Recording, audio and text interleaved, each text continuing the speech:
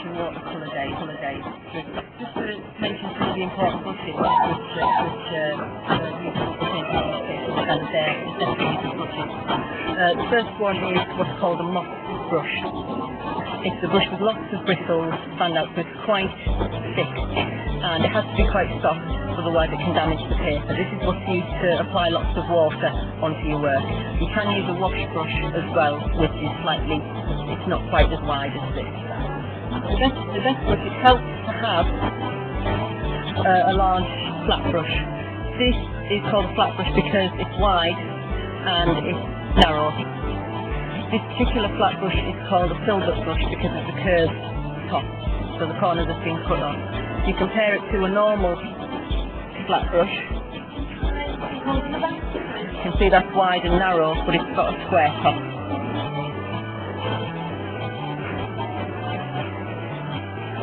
Other useful brushes. We've got a long slender brush, which has a few names. It can be called a liner brush, a stiff brush because it can be used in sign writing, and a half rigger brush because the rigger brushes look exactly the same as it's twice as long. So it's very good for detail work, for grasses, and detail on brickwork, etc. Another one is perhaps more of a recognisable brush. It's a type called a round brush, but because it's so small, it's known as a detail brush. It's not the smallest you can get, but the smaller the brush, the finer the point, so you can get more detail with that, and it's good for leaves, brickwork again, flowers, many of the smaller details in the picture. And finally, this one's nice for a talking point in your brush set. It's called a fan brush. One of the easy names to remember because it is shaped like a fan, and it's best used dry, and you can use it for effects for grass and flowing water.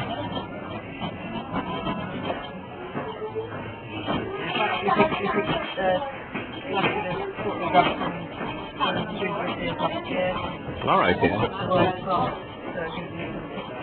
Oh, that's a good idea.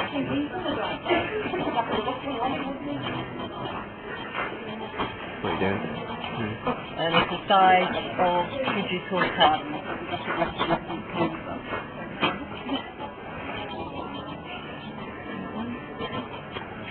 That's the scene taken on the Judges Watercolour Day last year, 2007. Some of the things that we can look at this year. Brilliant, right, okay. So it's watercolours you do? Yes. Watercolours? Yes. It's a lot easier to carry about with you going on location as well. No. Nice. Now just explain about the different colours and perhaps the most useful colours I've found for landscape painting. I usually use a small kind of travel set of watercolour pans, which means they're in the blocks rather than the tubes. This set has 12 colours in it. You'll note that there isn't a black or a Payne's grey, which is a common colour in the watercolours. So what I'd use instead is the burnt umber, which is very dark brown, and an ultramarine, and mixing those two together gives you a grey colour.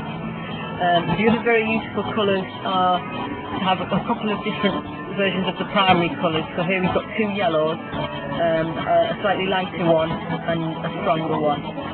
So normally in a set you get a lemon yellow and a cadmium yellow. The two reds, this is, sometimes you get a cadmium red, this is a vermilion, which is like an orangey red, but they're very similar. And this is the crimson or alizarin crimson, so a nice deep red. And finally the blues, you've got the ultramarine, which I mentioned a minute ago, and a cobalt blue. Sometimes you can get a cerulean blue, which is even lighter, more of a sky blue. But those 6 primaries mixed together will give you lots of different shades of greens, oranges, purples. The white which you get in the set is perhaps the least useful because it's like water to make colours.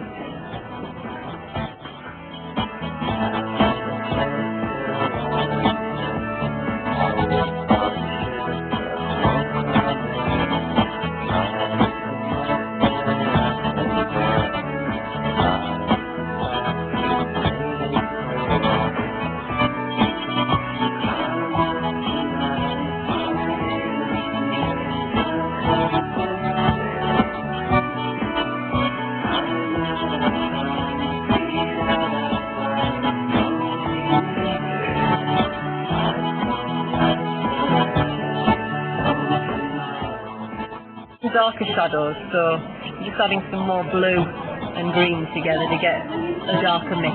I normally add a bit of crimson as well to stop it looking so vibrant.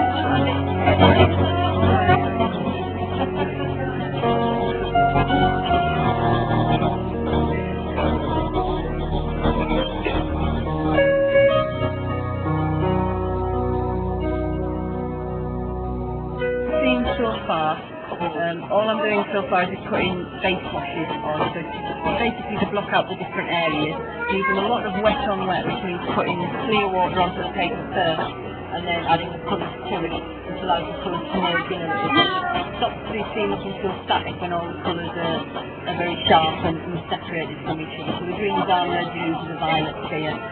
Starts to do a bit of wet on dry work with the tree, which you can tell because there are sharper edges. It might look a bit messy at the moment, but once I get into the detail and working in the different sections, it won't be as obvious that the colours haven't that much. The pencil is showing through quite a lot. This is partly for demonstration purposes. Normally you just want the pen to see without straining your eyes, faint enough so it's not going to cause distraction from the painting work.